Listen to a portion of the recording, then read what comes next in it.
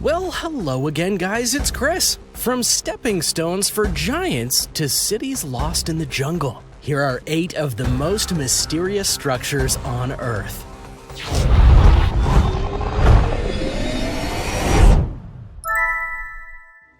Number 8. Great Zimbabwe in Zimbabwe.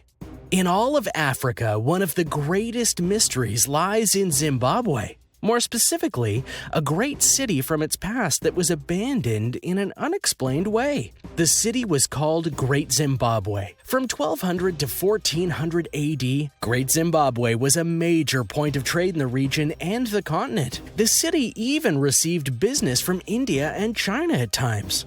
The city was vast in wealth and had many different industries going through it, including farming, livestock, and mining. It was a true crown jewel of the region. Yet, like so many cities and monuments, its success eventually turned to ruin. While this is expected to some extent, no one is sure why this happened here. Some think that Great Zimbabwe grew so big that its resources began to dwindle, forcing the people to move away in order to survive.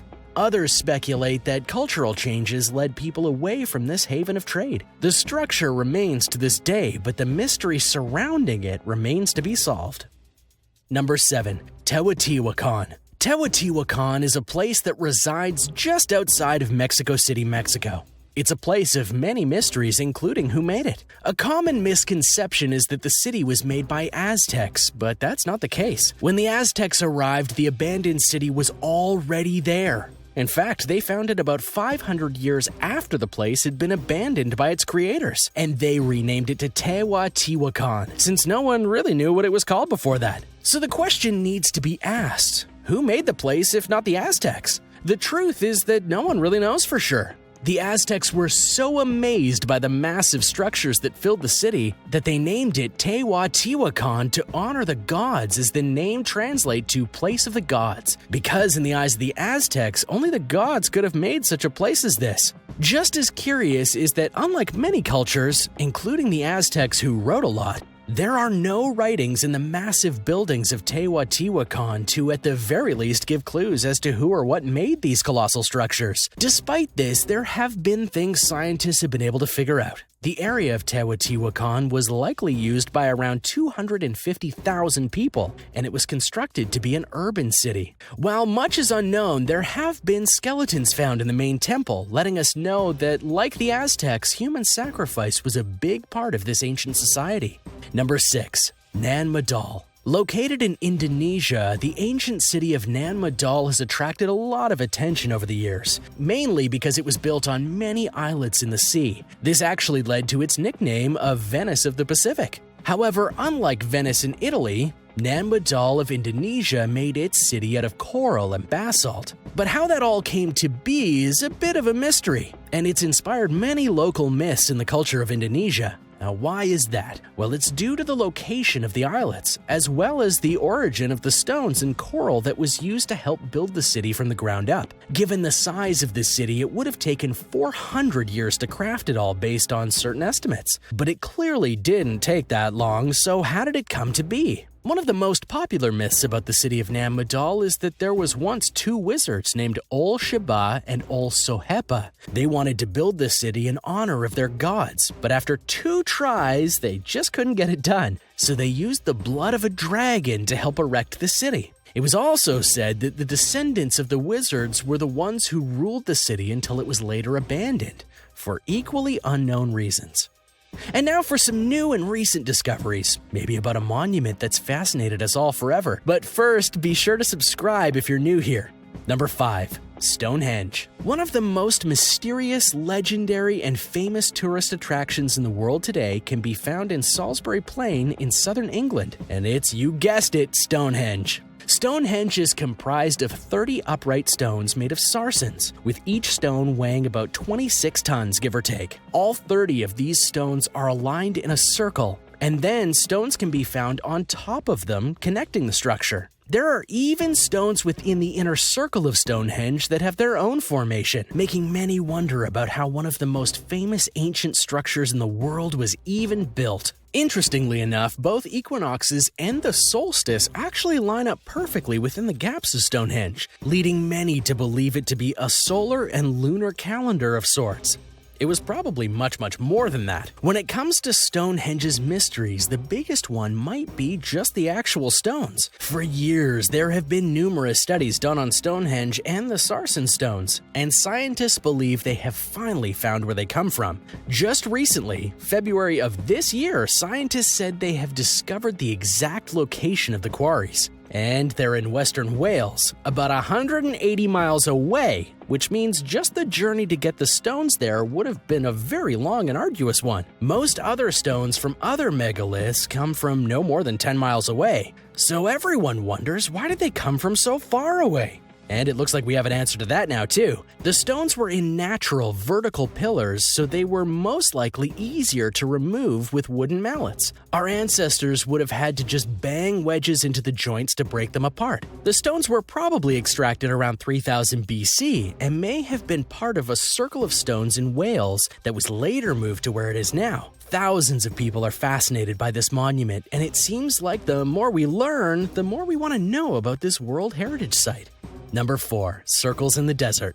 In a stretch of desert from Syria to Saudi Arabia, there are a plethora of circles carved into the desert. While at first this may sound somewhat basic, the size, frequency, and uniqueness of these circles is what has caused many to scratch their heads as they study it. In fact, when a pilot discovered these circles, also called wheels because of their designs, he went down to the locals to ask what they were all about.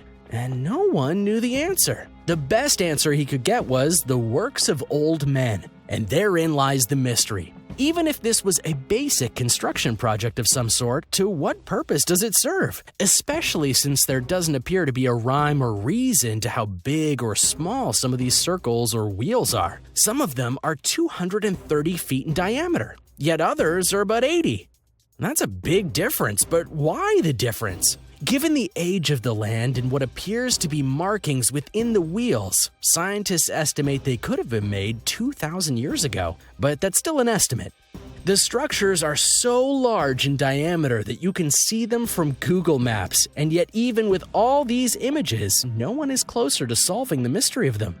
Number 3. RICHAT structure. If you go to the Sahara Desert, you're likely to think that you're only going to see sand. But if you head to the western area of it, you'll find the RICHAT structure, or the Eye of the Sahara in Mauritania. This structure is comprised to look like an enormous bullseye, and has captured the attention of astronauts since they've been going up into space. It's about 40 kilometers in diameter and can really only be appreciated from above. There have been many theories as to how and why the RICHAT structure formed. A popular one was that it was the aftermath of a meteor that crashed into the Sahara. But that was later disproved. While the truth of how it came to be is not known, geologists estimate that it was a dome, and the different stones and formations such as quartz and sedimentary layers, igneous rock, and more that is estimated to go back 600 million years. The ancient rocks in the Eye of the Sahara were first pushed up by magma when Pangaea started to break apart, and then the dome collapsed, leaving behind the circular ridges. Reportedly, you can go visit and take a plane ride or even a hot air balloon trip over the Eye, and there's even a hotel inside of it.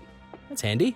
Number 2. Giant's Causeway. Northern Ireland is home to a very interesting natural creation known to many as the Giant's Causeway. This particular formation is made of basalt columns that have sprung up from the ground after what many scientists believe was a volcanic eruption. But not a few dozen, or even a few hundred, or even a few thousand. There are 40,000 columns in this causeway that have sprung up, a number that has caused the place to be a natural wonder and a great tourist attraction. The commonly accepted theory that's been posed for the causeway is that there was a massive plateau made of basalt that was cracked in numerous ways, thus creating the columns. Then the compression and movements of the water of the nearby area helped to shape the columns into the hexagonal shapes they are now. It's very logical, albeit unproven. However, the locals have a far more fantastical belief in the place. After all, it's called the Giant's Causeway for a reason, right? And according to the locals, there was a giant named Finn McCool. He built the plateau to make a place to challenge a sea monster,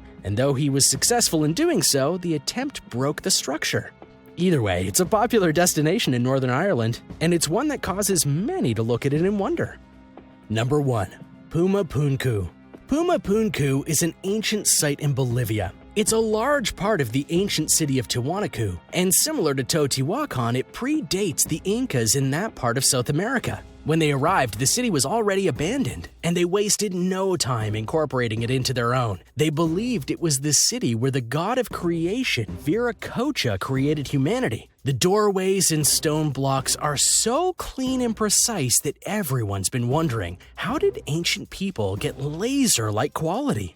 The engineering skills of these people were incredible and something to be admired even to this day. The stones are carved in such a way that they are incredibly precise, and they even have perfectly sculpted circles for rods to be inserted or to connect other parts. For much like a DIY item, each stone was perfectly crafted to be put onto another stone, and so on and so forth. There's much debate as to when the site was built. Some say thousands of years ago, and others between 500 and 600 AD. Tools at this time are not believed to have been this advanced, not even close. So how did they make it? What's more, further study of the stones has revealed that they weren't even from the area in Bolivia where they reside now.